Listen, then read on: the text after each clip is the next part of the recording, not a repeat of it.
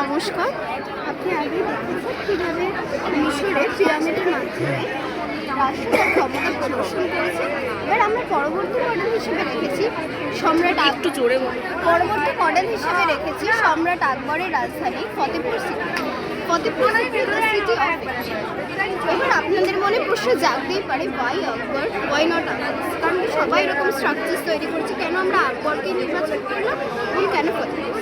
তার প্রথম উত্তরটা দিই, আকবর শুধুমাত্র ভারতবর্ষ মুঘল সাম্রাজ্যের যে মাটির সুদৃঢ় করছে তা নয়, ভারতবর্ষের বাইরে মুঘল সাম্রাজ্যের অস্তিত্ব সম্পর্কে জানাচ্ছে। এছাড়াও যদি আমরা দেখতে পাই 1571 খ্রিস্টাব্দ পর্যন্ত আকবরের রাজধানী ছিল আগ্রা, কিন্তু তার পরবর্তীকালে আগ্রা থেকে তিনি ফতেপুর সিটিতে তার রাজধানী স্থানান্তরকরণ করেছেন। তার পশ্চাতে দুটো কারণ ছিল। একটা কারণ হচ্ছে এটি ছিল তার ধর্মনৈতিক পথপ্রদর্শক বা ফিলোসফিক্যাল গাইড শেখ সেলিম চিশতির বাসস্থান।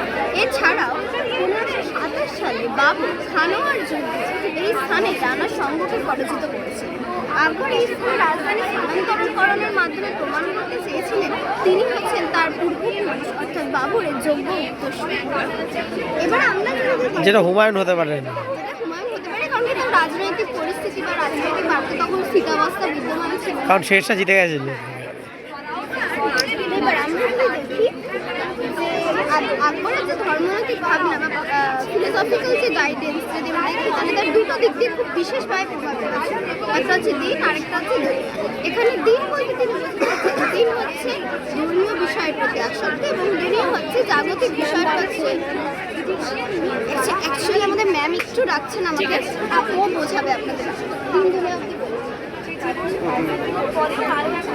এই আমাদের মডেলের দিনের প্রতীক হলো এই সেলিম চিশতির সমাধি এবং জামি মসজিদ, আর দুনিয়ার প্রতীক হলেন বুলন্দ দরওয়াজা, পঞ্চমহল এবং হাতিপুর। আমরা প্রথমে চলেছি বুলন্দ দরওয়াজাতে। বুলন্দ শব্দের অর্থ হচ্ছে সুবিশাল বা সুউচ্চ। এই পুরো সৌধটি প্রায় 54 মিটার উঁচু ছিল এবং 42টি সিঁড়ি অতিক্রম করে বুলন্দ দরওয়াজায় যেতে হয়। এটি আকবর গুজরাট যাওয়ার পর 1573 সালে তৈরি করেছিলেন এবং এটিই ছিল ফতেপুর সিক্রির মূল প্রবেশদ্বার। এরপর চলে আসবে জামি মসজিদে। এটি ছিল আকবর তৈরি প্রথম জামি মসজিদ এবং এটি ছিল তখনকার সমাজে সবথেকে বড় রাজকীয় মসজিদ। এখানে বহু মানুষ একসঙ্গে নামাজ পড়তে পারতেন। 1579 খ্রিস্টাব্দে আকবর নিজ নামে খুতবা পাঠ করেন এখানে এবং তার 2 মাস পর মাহাজার ঘোষণা করেন। অর্থাৎ তিনি বোঝাতে চেয়েছিলেন যে তখনকার সময় তিনি ধর্মের ক্ষমতার সর্বাধিক অধিকারী। এর দেখা দেখি এরপর আরও অনেক মহারাজারা জামি মসজিদ তৈরি করেছিলেন। এরপর সেলিম চিশতির সমাধিতে আসি। সেলিম চিশতি ছিলেন আকবরের সবথেকে প্রিয় সুফি সাধক, যার ভবিষ্যৎবাণী এবং আশীর্বাদে তিনি তার পুত্র সন্তান সেলিমকে পেয়েছিলেন, অর্থাৎ যিনি পরবর্তীকালে জাহাঙ্গীর নামে সাম্রাজ্য পরিচালনা করেছিলেন। এটি সেলিম চিশতির মৃত্যুর প্রায় এক দশক পর তৈরি করা 1580 থেকে 1581 খ্রিস্টাব্দের মধ্যে। এই পুরো সমাধিটি মার্বেল দিয়ে তৈরি। তখনকার সময় মার্বেল ছিল অত্যন্ত মূল্যবান একটি উপাদান, তাই প্রত্যেকটি সৌধর চূড়াগুলো দেখবেন আপনারা মার্বেল দিয়ে তৈরি হয়েছে। আর এটি সম্পূর্ণভাবে মার্বেল দিয়ে তৈরি করার কারণ এটাই, আকবরের সঙ্গে সেলিম চিশতির সম্পর্ক কতটা ভালো ছিল সেটা দেখাতে উনি এটা করেছিলেন। এরপর চলে আসবো হাতিপোলে।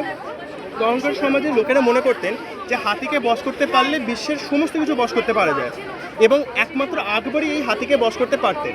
আবুল ফজরের লেখায় আমরা পাই এলাহাবাদের কোনো এক হাতি হঠাৎ পাগল হয়ে যাওয়ায় সেখানকার লোকেরা খুবই তার ভয় পেতে থাকে। একমাত্র আকবর সেই হাতিগুলিকে বশ করতে পেরেছিলেন। এর ছাড়াও আবুল ফজল লিখেছিলেন হাতিকে বশ একমাত্র জ্ঞানী এবং বুদ্ধিমান ব্যক্তিরাই বশ করতে পারে, আর এটা ছিল ফতেপুর সিক্রির জনসাধারণের প্রবেশদ্বার। এরপর চলে আসবে পঞ্চমহলে।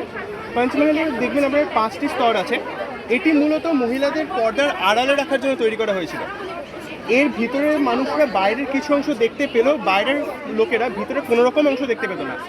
এবং এর সামনে যে দাবার বোর্ডটা আছে, এখানে তখনকার সম্রাটরা আসল মানুষদের নিয়ে দাবা খেলতেন, বিশেষত মহিলাদের নিয়ে তারা দাবার গুটি সাজিয়ে মহিলাদের নিয়ে দাবা খেলতেন। এই পুরো সৌধটা প্রমাণ করে যে তখনকার সমাজ ছিল পুরোপুরি পুরুষতান্ত্রিক সমাজ। মহিলারা সমাজে অংশগ্রহণ করলেও তারা সমস্ত সুযোগ সুবিধা থেকে সম্পূর্ণরূপে বঞ্চিত ছিল। এছাড়াও রয়েছে অনুত্তালা বা অনুত্তালা, একটি বর্গাকার জলাকৃতি যার মাঝে একটি বেদি আছে।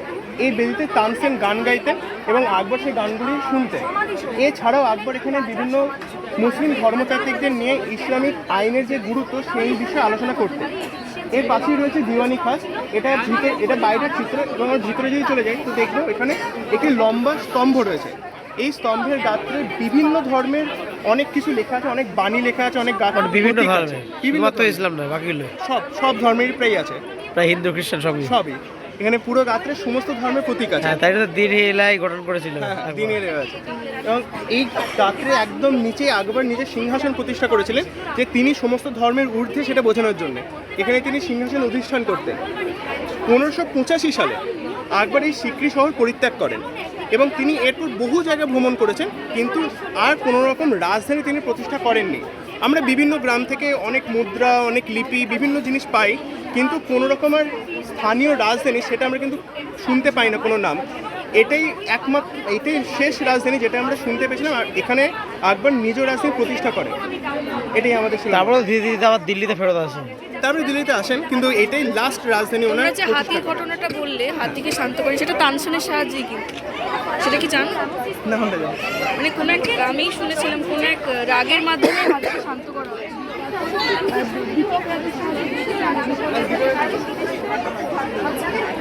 আর এইদিকে রয়েছে গোলাপ, মানে গোলাপ মুঘল গার্ডেন, যেখানে ভেতরের দিকে যেসব গোলাপগুলো রয়েছে, মানে এই যে এই ভেতরের দিকে গোলাপগুলো, এগুলো মানে দেশীয় গোলাপ। আর বাইরের দিকে যে লাল গোলাপ সেটা সাসেক্স থেকে আনে। আর এর মাধ্যমে ব্রিটিশ শাসন আমাদের দেশে তাদের জন্য আমিও আসছি। হ্যাঁ বেশিক্ষণ দাঁড়াতে হচ্ছে না।